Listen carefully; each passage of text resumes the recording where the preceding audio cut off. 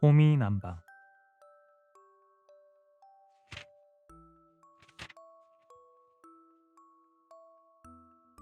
옛날부터 우리말 가운데는 죽을래야 죽을 짬이 없다는 말과 호미난방이란 말이 대대를 이어 전해오고 있는데, 여기에는 이런 이야기가 깃들어 있다. 옛날 옛적에 한 시골 선비가 깊은 산속에 있는 절에 가서 공부를 하고 있었다. 그러던 어느 날 뜻밖에도 아버지가 세상을 떠났으니 속히 돌아오라는 부고를 받았다. 시골 선비는 금시 하늘이 무너지는 것 같은 슬픔에 눈물을 방울방울 흘리며 서둘러 절을 떠났다. 선비가 조급한 마음에 부지런히 길을 조이며 산기슭에 이르렀을 때 그만 뜻밖의 일에 부딪혀 눈이 휘둥그레졌다. 호랑이 꼬리에 사람이 매달렸는데, 호랑이는 사람을 먹자고 뺑뺑 돌고, 사람은 호랑이 꼬리를 놓으면 영락없이 호랑이의 밥이 될 판이라 생사결단하고 꼬리를 움켜잡은 채 맴돌고 있는 것이었다. 선비가 가까이 다가가 보니 호랑이 꼬리에 매달린 사람은 다른 사람이 아니라 선비가 들어있으면서 공부하는 절의 젊은 중이었다. 시골 선비를 알아본 중은 바쁜 중에도 숨을 몰아쉬며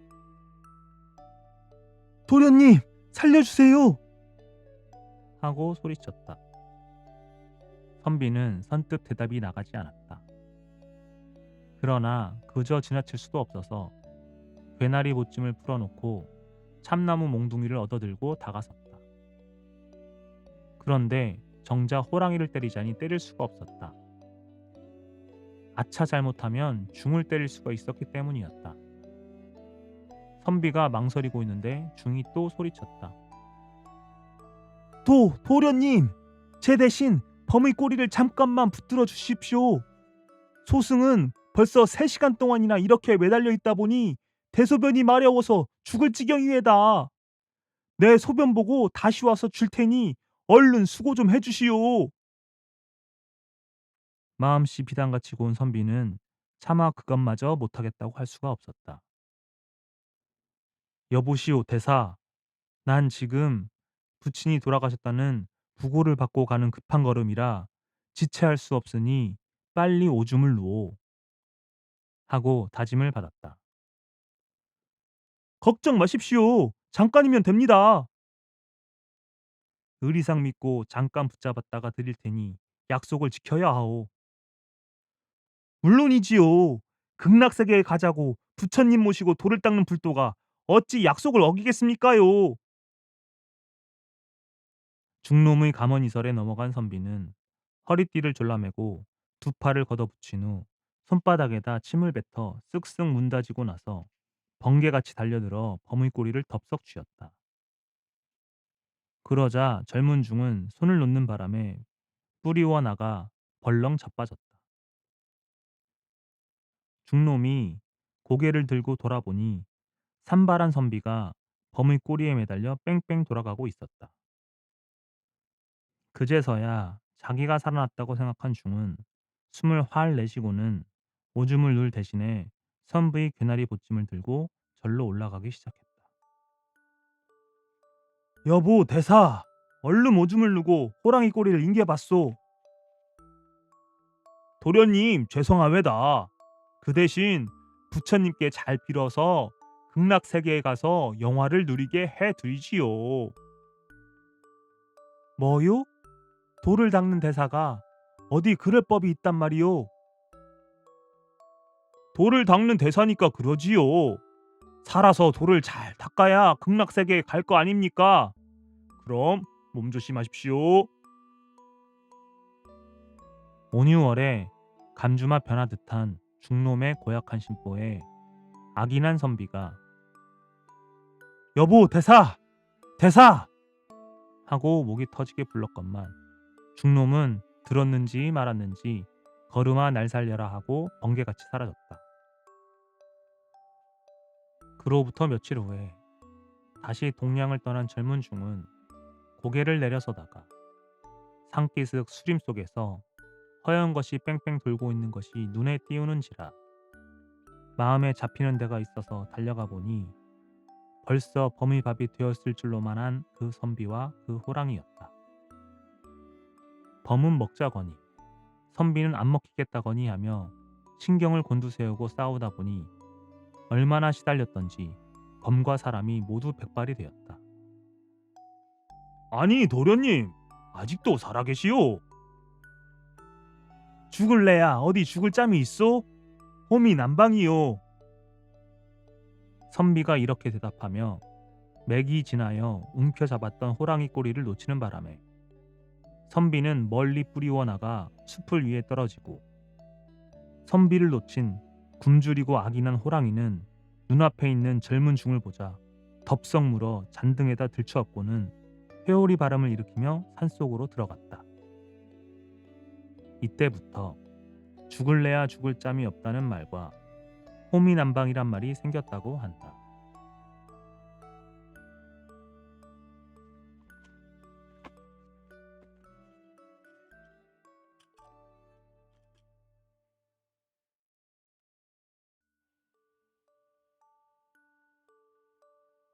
오신수와 오갈피의 깃든 이야기.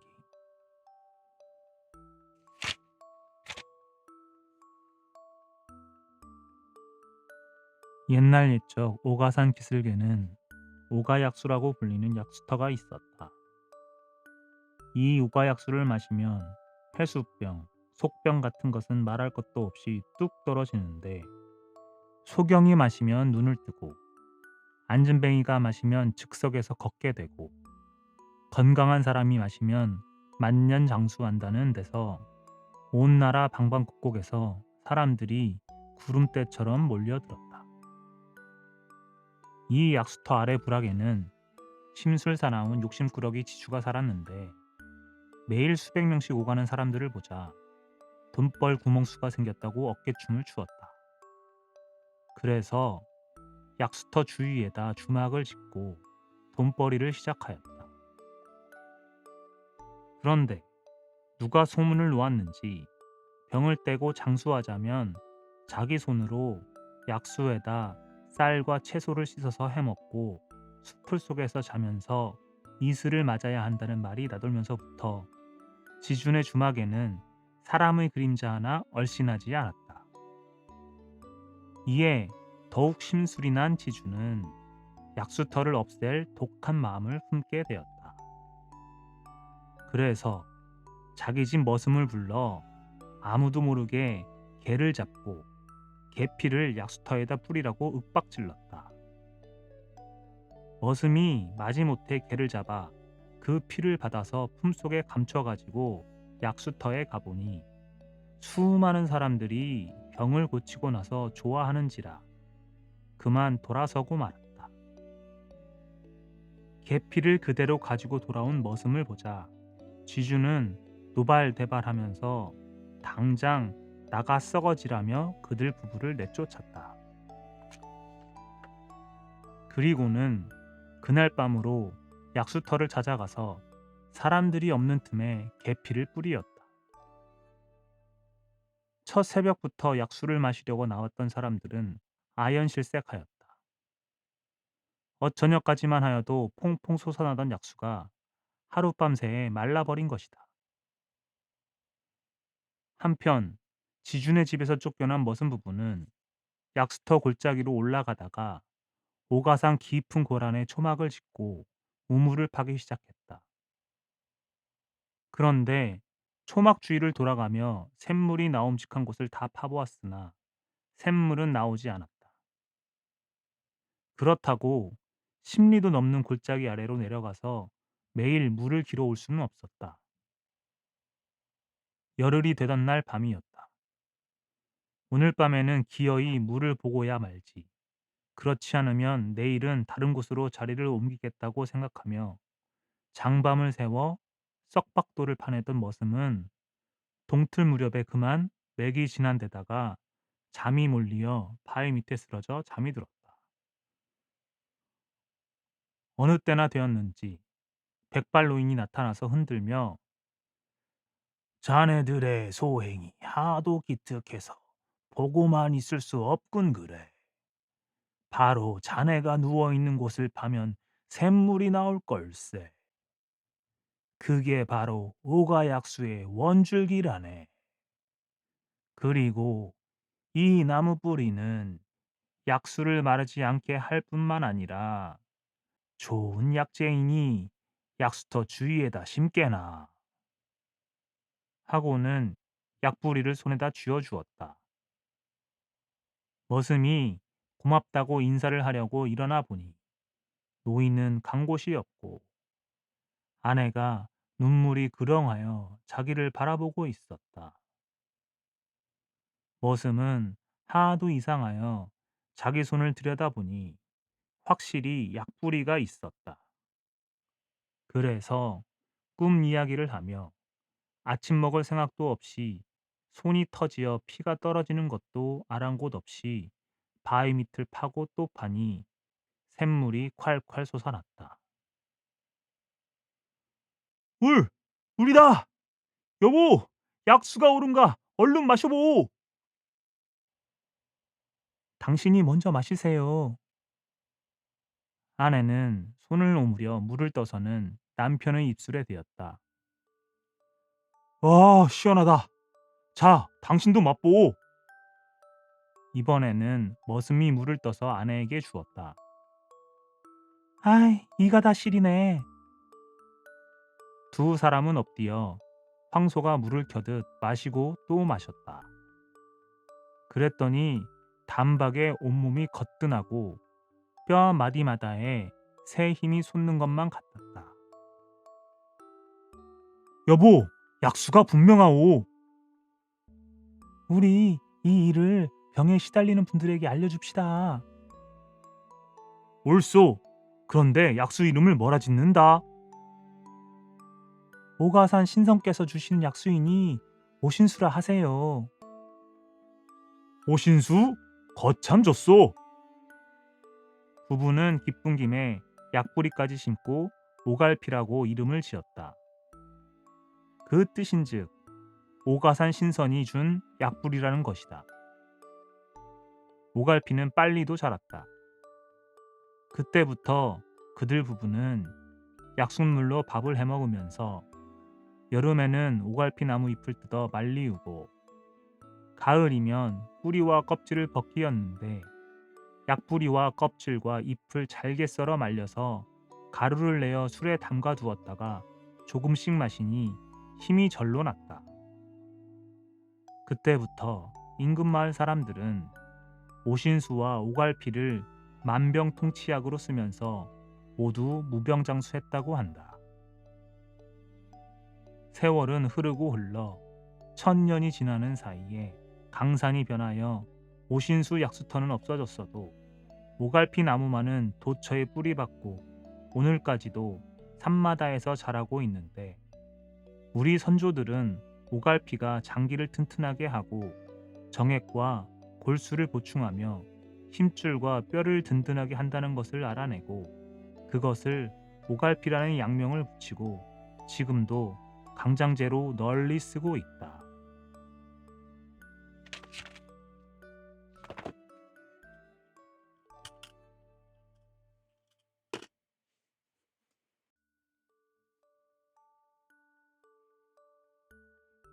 에밀 레종.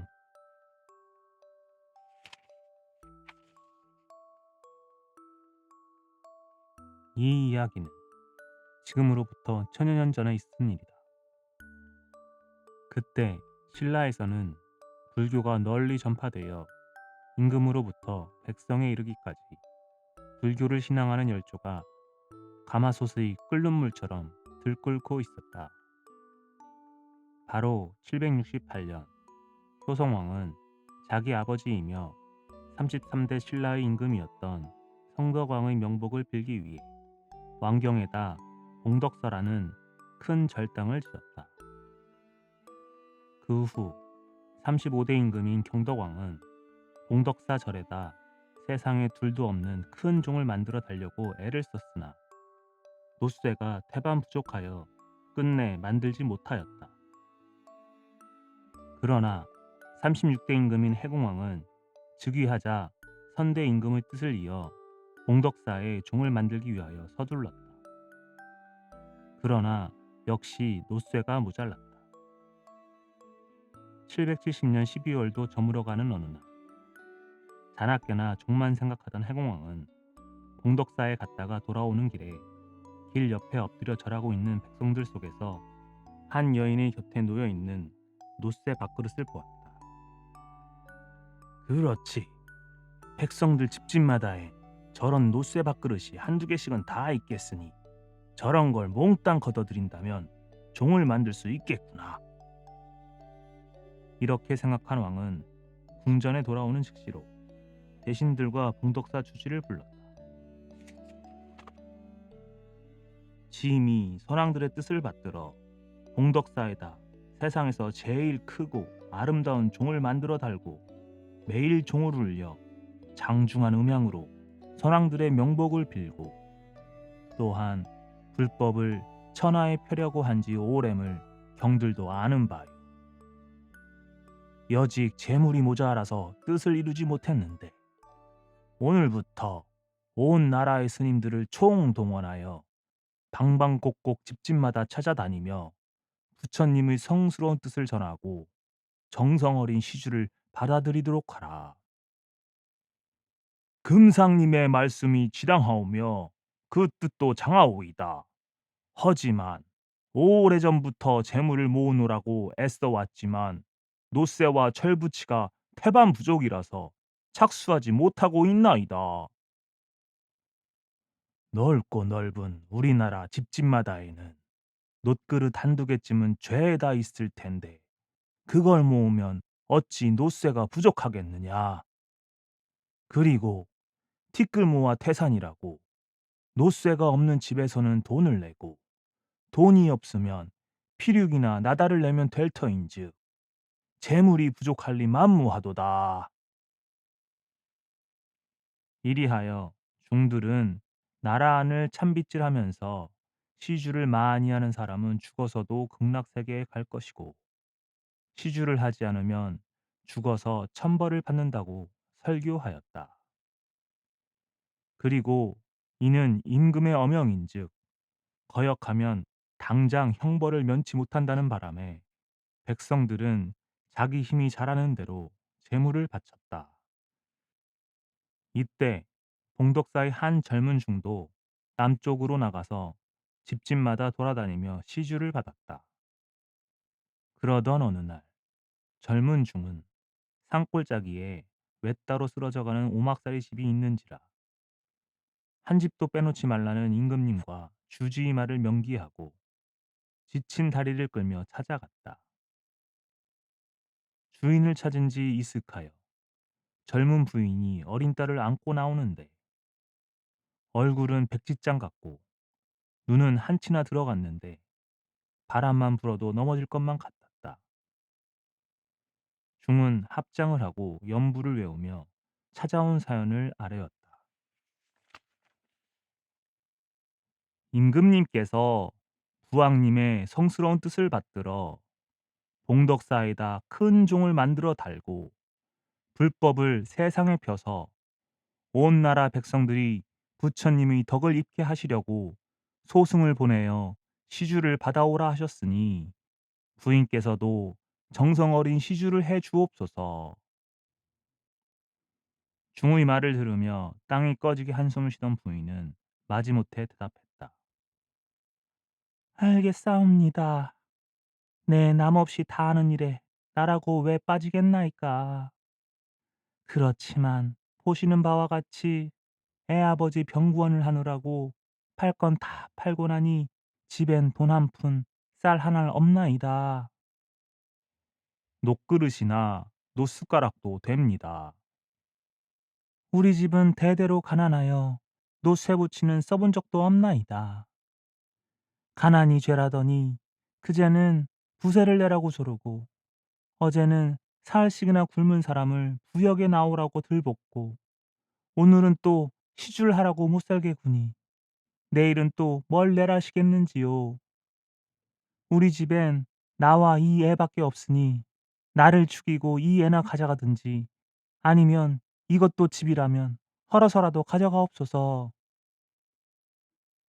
젊은 중이 아무리 샅샅이 눈여겨봐야 정말 시주할 물건이란 없는지라 돌아서고 말았다. 그런데 이것이 화군이 될 줄은 누가 알았으랴. 몇 달 동안 수많은 중들이 온 나라 방방곡곡을 돌아다니며 긁어 모으고 관청을 동원하여 빼앗아들인 재물이 퍽이나 되어서 종을 만들고도 남음이 있게 되었다.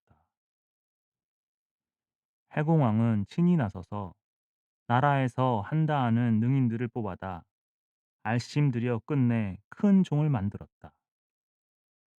그런데 종각 위에다 올려놓고 아무리 잡아 두드려도 그 종이 소리가 나지 않았다. 이게 웬일인고? 어찌하여 종이 울리지 않는고? 임금이 발을 구르며 고래고래 소리치니 봉덕사 주지와 종을 붙는 데 참여했던 사람들은 얼굴이 백지장이 되어 와들와들 떨었다. 황송하옵니다. 죽을 죄를 졌사옵니다. 뭣들 하느냐? 이놈들을 끌어내다 목을 낮추어라. 형리들이 우르르 달려드는데 한 이찬 벼슬의 신하가 임금 앞에 무릎을 꿇고 앉았다. 금상님께 아뢰옵나이다. 저놈들의 목을 베는 것은 만번 지당하오나 종이 울리지 않는 까닭을 밝힌 다음에 죽여도 늦지 않을까 하옵니다. 수일 내로 종이 울리지 않는 까닭을 밝히지 못한다면 삼족을 멸하리라. 봉덕사 주지는 그 즉시로 종을 만드는 데 참여한 사람들을 몽땅 모여놓고 그 원인을 찾게 하는 한편 또 중들을 다 모아놓고 시주를 안 받은 호거나 정성을 다하지 못한 일이 없는가 고백하라고 들볶았다. 그 바람에 남쪽 한 고을로 나갔던 젊은 중이 걸려들게 되었다. 그 젊은 중은 산골짜기 어느 오막살이 집에 시주를 받으러 갔다가 부인이 시주할 것이 없으니 어린애라도 가져가라고 하더란 말까지 그대로 아래였다. 저런 돌대가리가 있나. 아, 떠날 때 떡 먹듯이 시켰는데도 빈손으로 오다니. 백성들이 시주하는 것은 어린애가 아니라 그 애비라도 받아와야 하느니라. 그런 일이 있었기에 부처님께서 노하시어 종을 울리지 못하게 한 게 분명하구나. 주지는 그 길로 임금께 이 사실을 알리었다. 멋이라고? 그럼 당장 그 중놈을 보내어 그 아이를 받아오도록 하라. 갈 때 포졸 10명을 데리고 가서 주지 않으면 빼앗아라도 꼭 가져오도록 하라. 이리하여 젊은 중은 포졸들을 데리고 그 집을 찾아갔다. 부인, 어린애를 시주해야겠소이다. 지난번에 부인이 어린애를 가져가라는 걸 소승이 받지 않았더니 부처님이 노하셔서 다 만든 종이 소리가 나지 않습니다. 금상님께서 이 일을 아시고 꼭 어린애를 받아오라는 분부시니 어서 어린애를 주소서. 병석에 누워 우는 아이를 달래고 있던 부인은 깜짝 놀라서 어린애를 꼭 껴안고 소리쳤다. 세상에 자기 핏덩이를 시주하는 계집이 어디 있단 말이요. 그때 대사께서 눈을 뻔히 뜨고 우리 집 형편을 빤히 보면서도 재물을 내라고 조르니 하도 딱해서 냈쏜 말인데 이제 와서 이게 무슨 당치도 않는 소리요. 어서 썩 물러가오. 그러나 이미 이럴 줄 알고 임금께서 포졸까지 보냈구나 하고 생각한 중은 여인의 품속에서 어린애를 와락 빼앗아내서 포졸을 주고 달아나게 했다. 그 바람에 딸을 찾겠다고 악을 쓰며 부르짖는 부인의 울부짖음 소리와 어머니를 목매어 부르는 어린애의 처량한 울음소리에 산천초목도 흐느끼었다. 주지중은 큰 종을 두드려 맞아서 다시 녹이고 펄펄 끓는 쇠물 속에다 그 어린아이를 집어넣었다. 이 광경을 보는 야장들과 백성들은 눈물을 흘리지 않는 사람이 없었다. 이렇게 백성들의 피눈물과 어린 계집아이의 생명이 혼합되어 새 종이 만들어졌는데 무게가 12만 근이나 되었다. 어서 종을 울려라. 해공왕의 명령이 떨어지자 봉덕사 주지가 종을 칠합신다 하고 전갈했다. 중들이 힘을 합쳐 종을 쳤다. 종소리는 넓은 경주 장안은 물론 멀리 신라 땅 구석구석까지 울려 퍼졌다. 그런데 이상하게도 그 종소리는 울리다가도 그치고 그쳤다가는 다시 울리는데 똑 마치 어린애가 울다가는 그치고 그쳤다가는 흐느껴 우는 것만 같았다. 그래서 귀를 기울이고 다시 들어보니 에밀레 에밀레 어머니 때문에 어머니 때문에 하고 어린 딸이 어머니를 부르며 우는 소리 같았다. 어쩐지 그 어린애가 울면서 어머니를 찾는 소리 같아요. 세상에 이런 기막힌 일이 어디 또 있겠소? 백성들은 종소리가 울릴 때마다 이렇게 주고받는데 그 종이 에밀레 에밀레 하고 운다고 하여 에밀레 종이라 부르게 되었다. 지금도 에밀레 종은 경주 박물관 서당에 놓여 있다고 한다.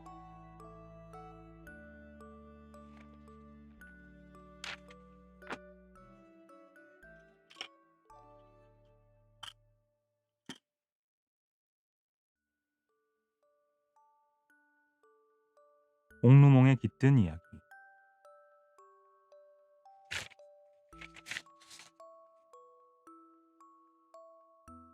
옥루몽이라고 하면 조선 사람 치고는 거의 모르는 사람이 없을 만큼 한간에서 널리 읽혀진 책이다. 옥루몽은 조선의 18, 19세기의 대표적인 장편소설로서 중세기 장편소설 발전의 이정표가 되었다. 64회로 된 이 장회체 소설은 원문은 한화로 쓰여졌으며 후에 조선 문자로 옮겨져 한간에 널리 읽히었다.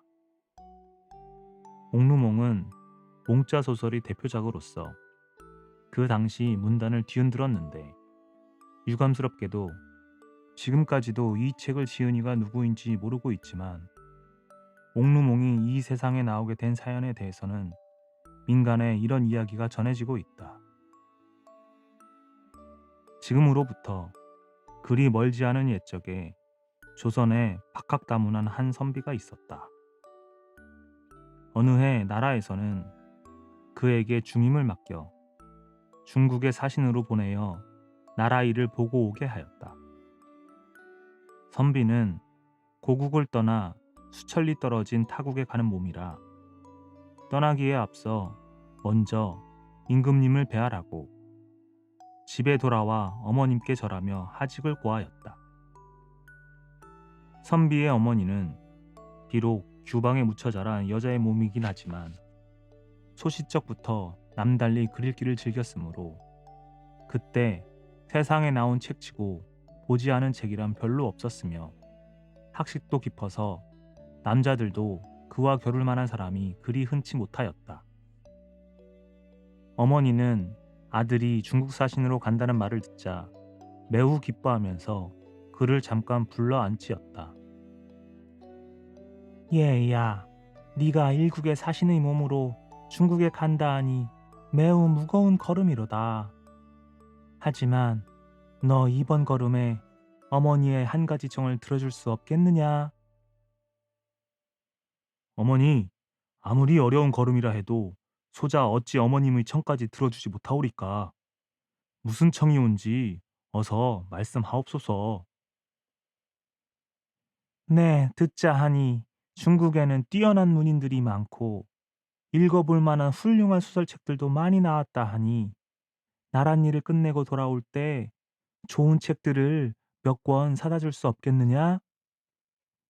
예, 소자, 어머님께서 평생을 책과 동무하여 지내신다는 것을 잘 알고 있사옵니다.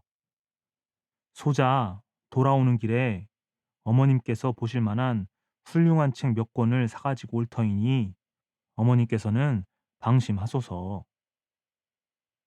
고맙다. 그럼 어머니가 기다릴 터이니 나라이를 차실 없도록 잘 보고 아무쪼록 몸성이 돌아오너라. 선비는 어머님을 하직하고 중국의 사신으로 가서 나라이를 보게 되었다.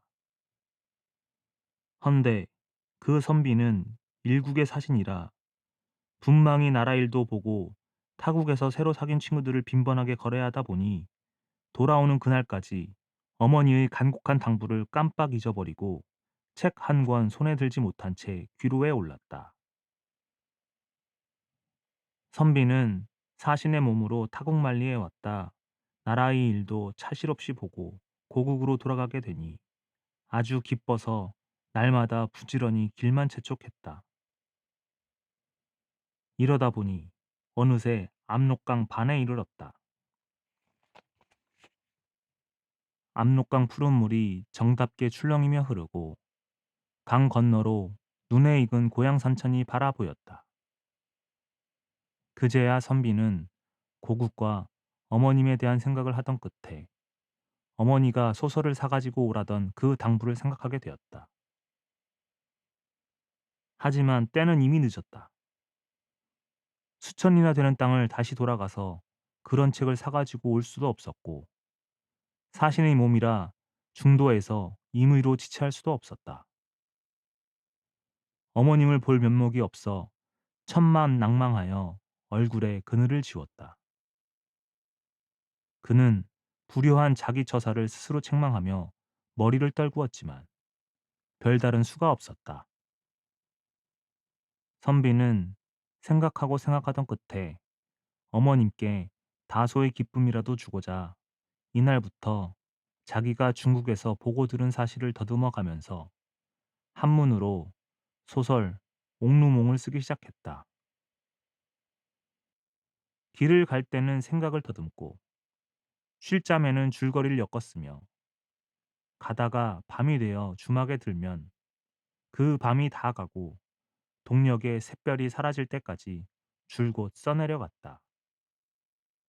이렇게 압록강을 건너서부터 생각을 더듬어가며 쓰기 시작한 소설 옥루몽은 마침내 그가 서울에 이르자 64회로 끝을 보게 되었다. 아들이 돌아와 어머니께 절을 올리자 어머니는 장한 듯 아들을 보더니 나라이를 잘 보고 왔느냐고 물은 뒤에 아들이 손에 쥐인 책에 눈길을 보내며 말했다.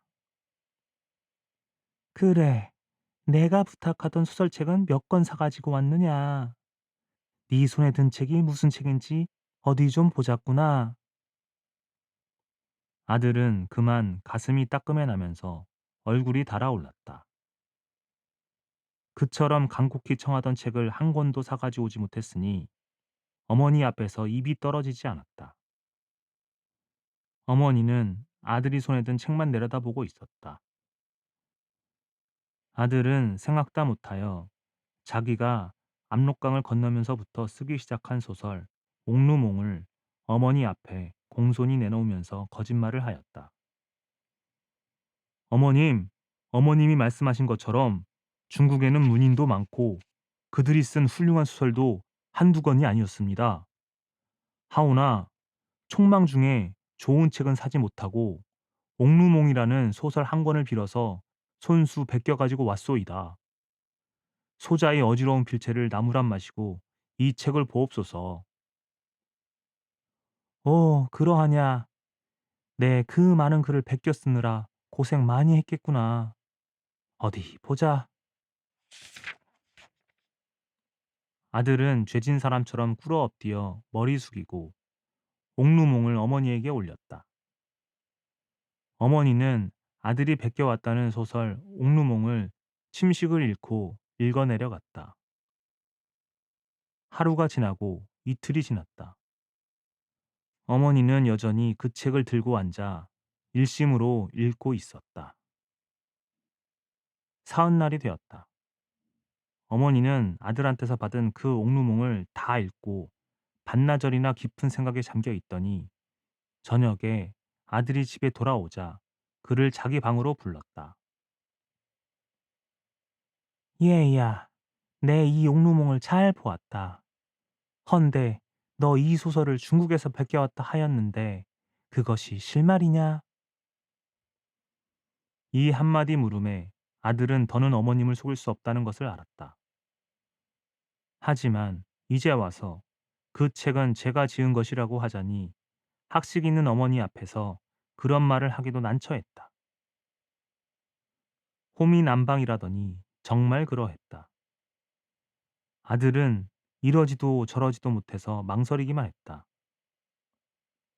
이때 어머니가 더는 아들의 대답을 기다리지 않고 그를 보고 말했다. 얘야, 이 책을 다 보았다.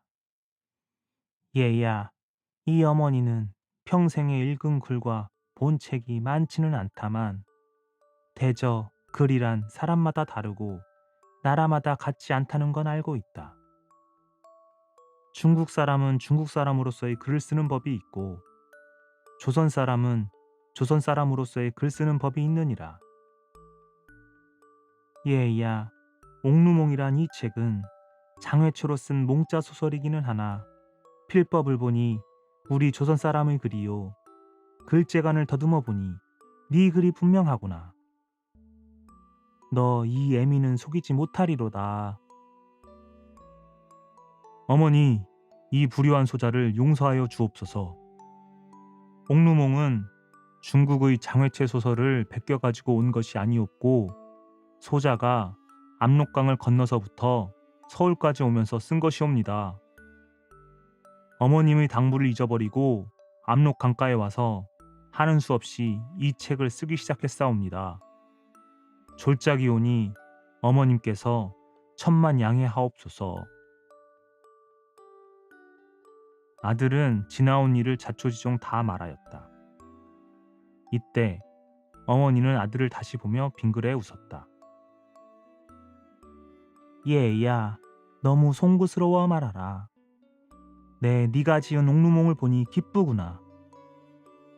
어머니가 어찌 제 아들이 지은 책을 거작이라고 하겠냐마는 우리 조선의 몽자 소설로는 대표작이 될 만하고 세상에 내놓아도 전해질 만하니 세상에 내놓도록 하여라. 어머니는 심히 기뻐하리로다. 과분한 치아이나 소자 어머님 분부대로 이 책을 세상에 내놓겠나이다. 이렇게 되어 옥루몽은 세상에 나오게 되었는데 어머님이 말씀한 것처럼 이 책은 세상에 나오자 수많은 독자를 끌었고 몽자 소설의 대표작으로까지 인정받게 되었다고 한다.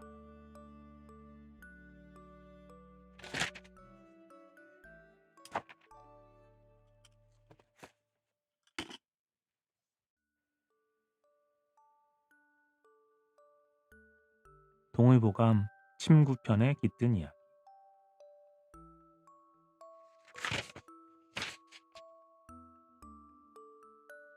허준이 편찬한 유명한 동의보감을 펼치면 마지막에 침구편이 있다. 이 침구편에 대하여 이런 이야기가 전해지고 있다.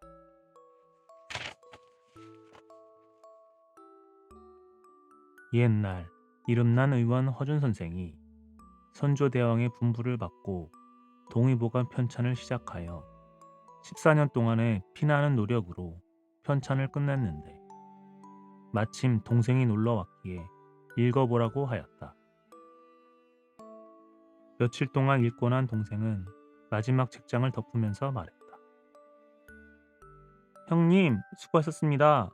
헌데 빈 구석이 있어요.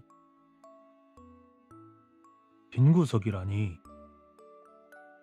어째서 제일 간편하고 효과가 빠른 침구에 대해선 이런 방구도 언급 안 했습니까? 동생의 물음에 허준은 껄껄 웃었다.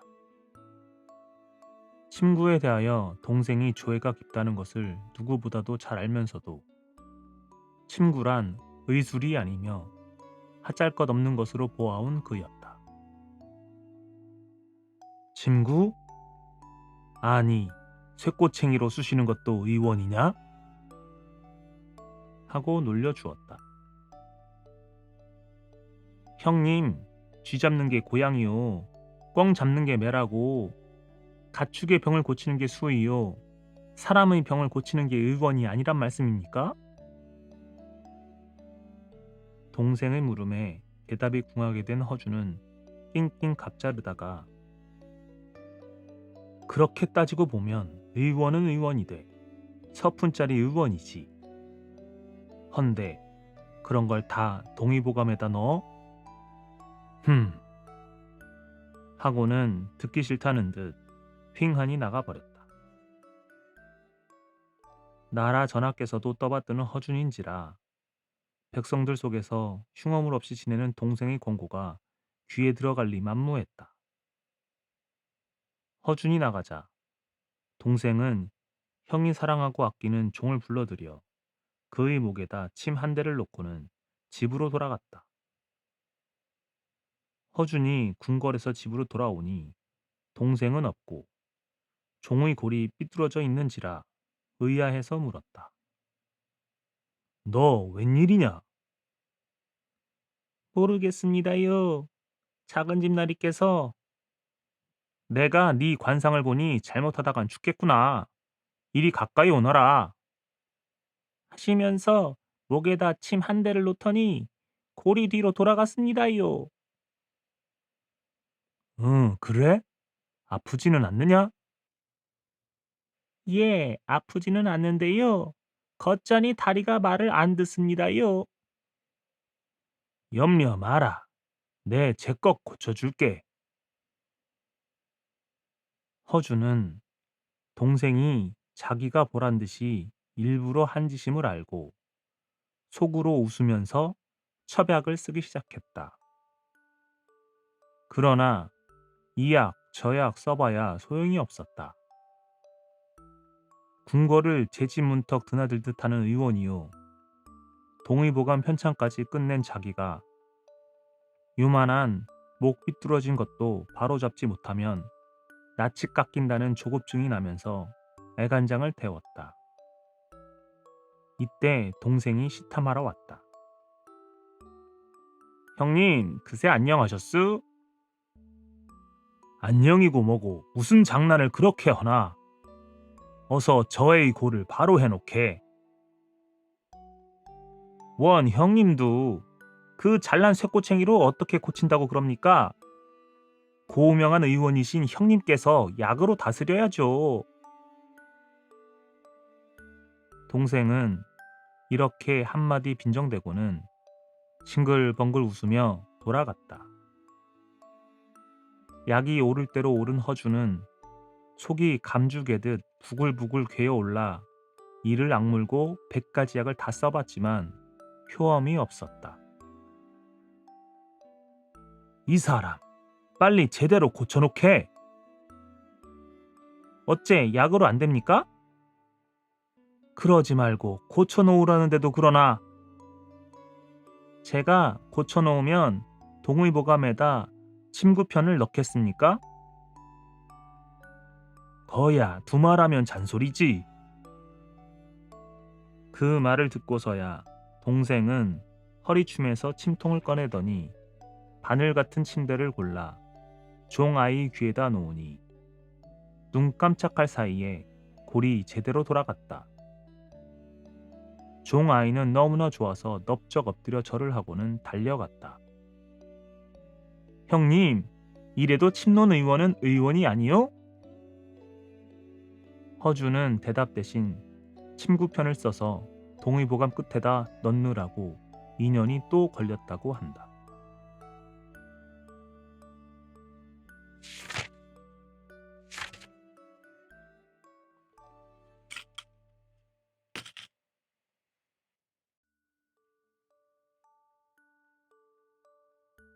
단군.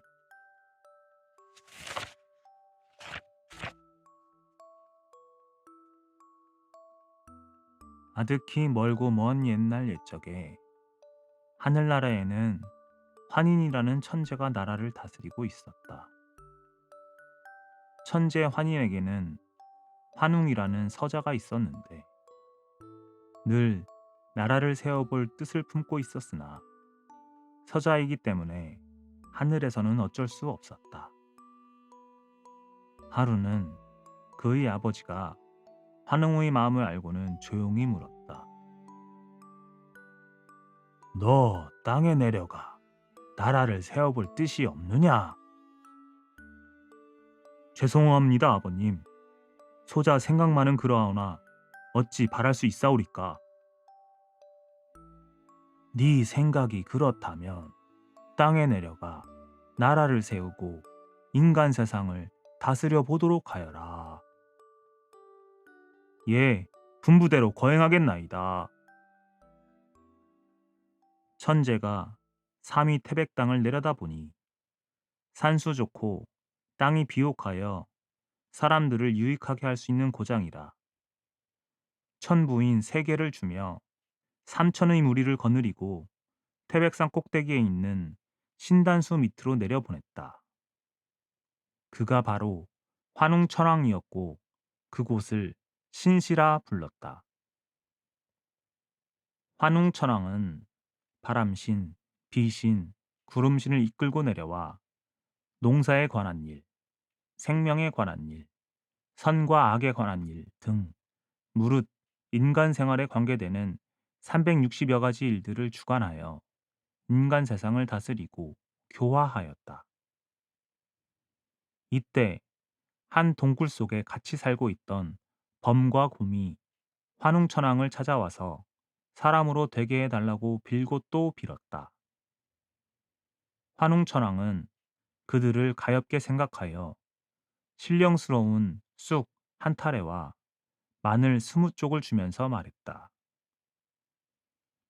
너희들이 이것을 먹고 100날 동안 햇빛을 보지 않으면 쉽사리 사람으로 변할 수 있을 것이다.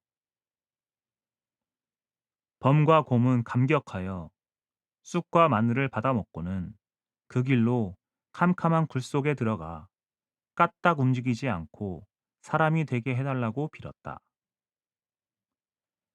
그런데 성깔 사나운 범은 배가 고프고 햇빛이 그리워 참지를 못하고 굴 밖으로 뛰쳐나오고 말았다.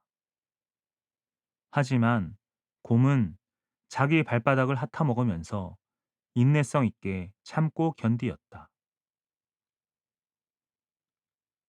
환웅천왕은 범의 행실이 고약하고 곰의 행실이 기특하여 20하루 만에 곰을 아름다운 여자로 변신시키었다. 곰이 처녀로 변했다고 해서 이름을 웅녀라고 불렀다. 맑은 물속에 비낀 제 모습을 본 웅녀는 기뻐서 어쩔 줄 몰랐다. 그러나 하루 이틀 세월이 흐름에 따라 심산 속에 홀로 있는 웅녀는 혼인할 곳이 없으므로 날마다 신단소 밑에 가서 환웅천왕에게 임신케 해달라고 빌었다.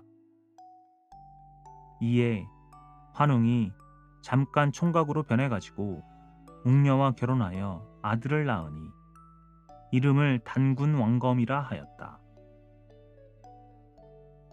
천재의 핏줄을 타고난 단군 왕검은 어려서부터 총명이 과인하더니 중국 요임금이 즉위한 후 50년이 되던 그 해에 평양성에 도읍을 정하고 나라 이름을 조선이라 하였다. 그 후 1500년 동안이나 나라를 다스리다가 아사달에 돌아가 산신이 되니 그때 단군의 나이가 1908세였다고 한다.